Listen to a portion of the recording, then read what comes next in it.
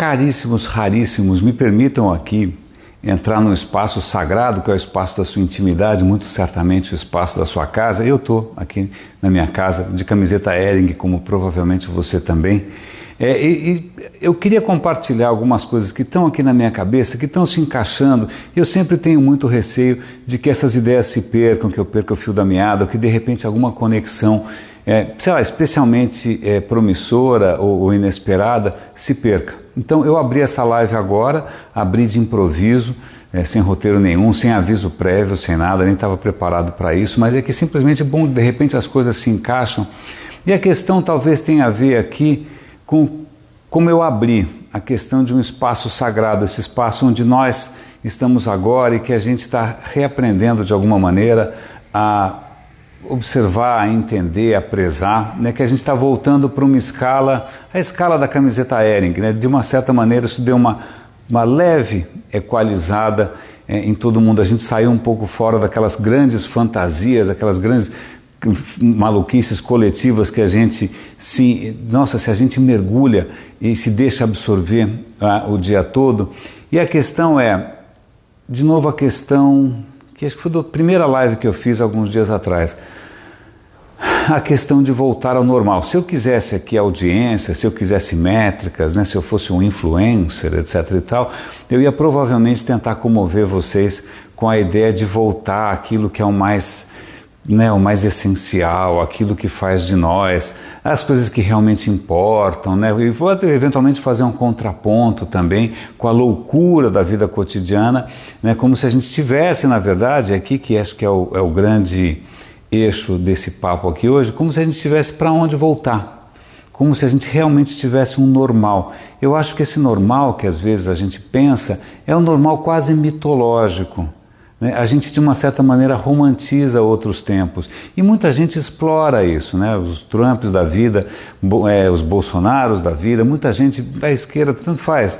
Toda ideologia, de alguma maneira, vai tentar explorar um pouco essa nossa saudade de tempos mais fáceis ou de tempos mais inocentes. Acho que isso é muito profundo dentro da gente. Mas voltando, entrando nessa coisa mais profunda dentro da gente, vamos ver se eu consigo costurar essas ideias aqui. O que para mim está cada vez mais claro é que a nossa herança, o nosso passado, é um passado que a gente tem que aprender a reconhecer um pouco melhor, né? Nós passamos uma imensa parte da humanidade em estruturas relativamente simples de convivência.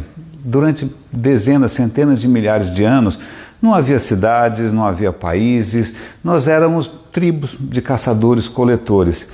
E uma boa parte, né, da nossa emoção, do nosso afeto, da nossa felicidade está ligado a isso. O apego à família, né, a família sagrada, o seu filho, a sua mãe, os seus irmãos, o sangue, né, uma série de coisas aí, cuidar, né, dos mais próximos, o aconchego, uma série de coisas muito profundas nossas vem daí. O que acontece, e isso acho que é uma característica nossa que a gente não pode tirar aqui de vista, é a seguinte: devagarinho a gente começou a inventar outros modos de viver, de conviver. A gente inventou inúmeros modos, é só ver o tanto de culturas diferentes que tem por aí. A maneira como um Yanomami vive é diferente de um Tupi-Guarani, que é diferente de um aborígene australiano, que é diferente de um Masai na África, que é diferente de um japonês em Okinawa, que é diferente de um chinês em Hong Kong.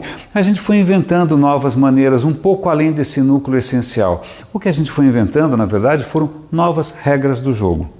A gente foi criando novas regras do jogo.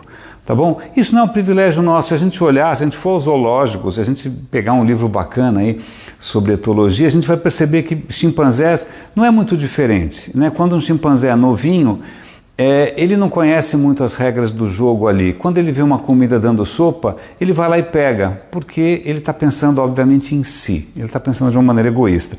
Mas aí o que acontece? Rapidamente os outros adultos vão cobrir o cara de pancada, porque ele ignorou as regras do jogo. Foram criadas ali regras do jogo para quê? Para justamente a gente sair um pouco da questão egoísta e aprender a viver de uma maneira um pouco mais coletiva. Então, devagarinho, qualquer grupo de primatas vai aprendendo quem tem direito de pegar a comida primeiro, quem que você tem que ajudar. Tem uma série de coisas que a gente veio aprendendo, antes mesmo da gente ser humanos, que tem a ver como é que a gente sai do interesse imediato, pessoal, e vai para um interesse mais coletivo, né? Mesmo que seja simplesmente seguir as regras do jogo. Né?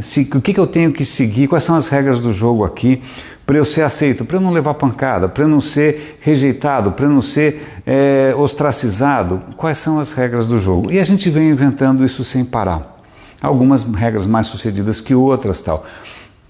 O que acontece, que é isso que vale a pena a gente pensar quando a gente pensa no normal, é que se a gente olhar agora com um pouco de distanciamento, talvez a gente tenha entrado em algumas regras do jogo que não são necessariamente muito legais.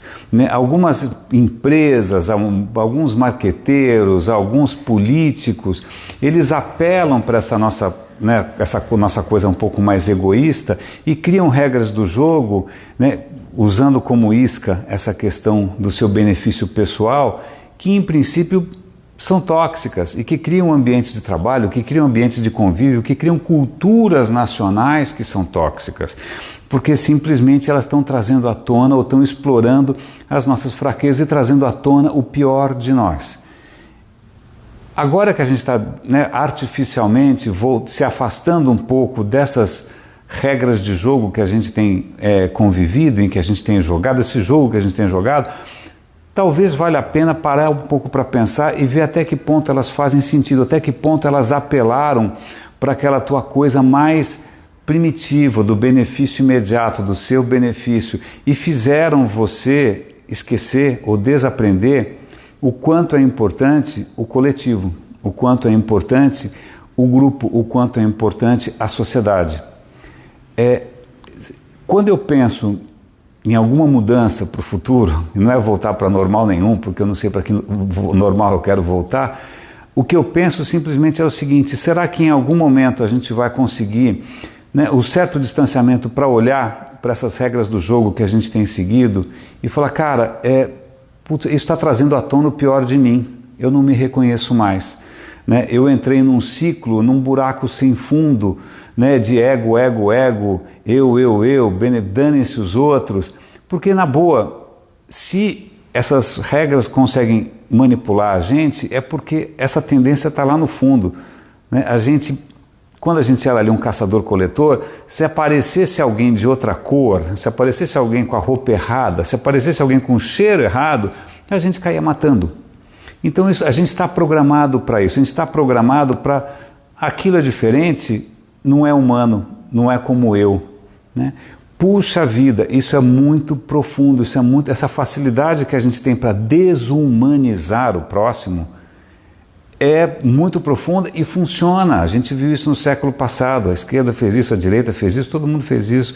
A gente viu maneiras, e continuam fazendo, de desumanizar, de descaracterizar o próximo, porque a gente consegue, infelizmente a gente consegue.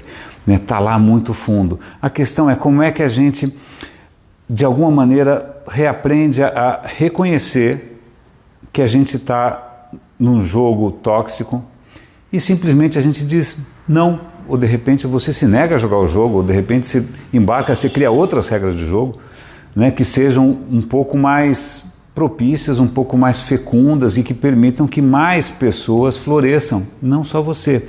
É lógico que a esperança de que todo mundo vai mudar é ridícula. Na verdade, não. Na verdade, talvez as pessoas não necessariamente mudem no íntimo. Elas simplesmente olham qual é a regra do jogo, o que eu tenho que jogar aqui para não ser excluído, né? Como é que eu tenho que me comportar aqui para poder fazer parte? Fazer parte, não ser excluído, é uma coisa fundamental da natureza humana, muito profunda. Então, esperar que as pessoas se transformem numa conversão mágica, que todos passem a ser abelhinhas ou formiguinhas, não, a gente nunca vai ser abelhinhas e formiguinhas. Isso aconteceu uma vez na evolução, não vai acontecer de novo. Nós somos humanos. E nós jogamos o jogo justamente para poder pertencer ou não ser excluído. Acontece que vocês devem ter visto em empresas, em cidades, em países, em que a regra do jogo às vezes é muito complacente, é muito conivente com o egoísmo. é muito fácil você ser um canalha, é muito fácil você ser um completo sociopata. Em outros lugares não. Às vezes você vai para alguns lugares que essa pessoa vai ser completamente rejeitada, ela vai ser excluída. Né? Como é que a gente faz para criar, né, uma mudança pequena aí de ambiente, uma pequena mudança aí nas regras do jogo que traga à tona o melhor de nós? E aí eu tenho uma pista aqui que até é uma autocrítica, faz um bom tempo já, que eu tenho falado, não, vamos resgatar o humanismo, né? A gente tem que saber como ser mais humano, mas talvez, isso é fruto de uma reflexão aí de um outro podcast que eu estava ouvindo, talvez a própria noção de humanismo a gente tenha que colocar em xeque pelo seguinte: humanismo significa o ser humano no centro. Quem disse que a gente é o centro? Quem disse que a gente merece ser o centro?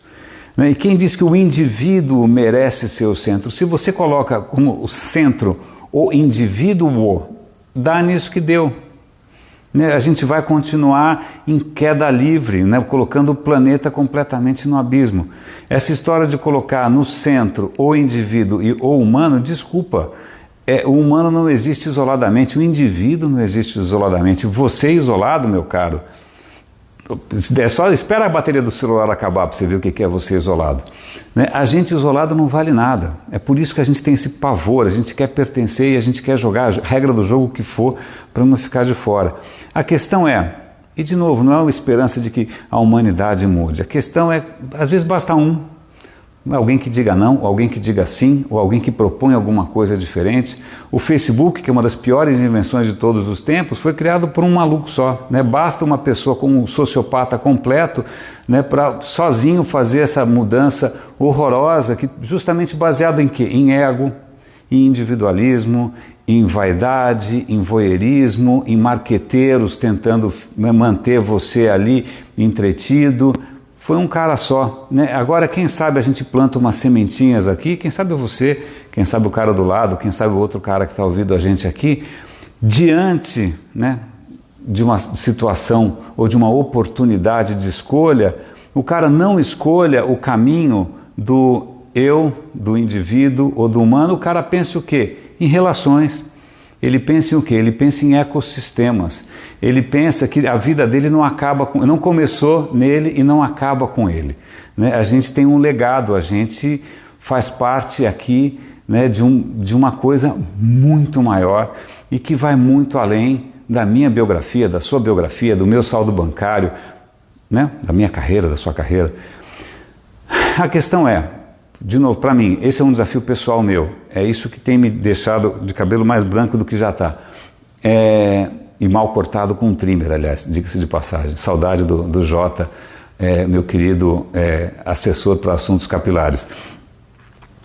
A questão para mim que realmente me tira um pouco o sono é como é que a gente consegue, pelo menos, plantar algumas sementes que tragam, que possibilitem um futuro um pouco mais, como hei de dizer, um pouco mais inspirador, né? Um pouco mais, sei lá, alguma coisa que acenda a esperança, porque, de novo, meus caros, eu vou reiterar, voltar para onde, cara pálida? Voltar para o quê? O que é sagrado para você? Eu acho que se tem alguma coisa que a gente tem que começar a recuperar, é um senso de sagrado um pouco mais amplo, alguma coisa que transcenda a gente. Não precisa nem para o outro mundo, pode ficar nesse mundo mesmo. Né? Como é que a gente volta a pensar que vidas são sagradas, que o planeta é sagrado, que o futuro é sagrado? Como é que a gente faz isso? É isso que me intriga e à medida que eu for tendo ideias, eu abro uma live aqui para compartilhar com vocês. Um grande abraço e um excelente domingo. Como é que eu termino? Aqui.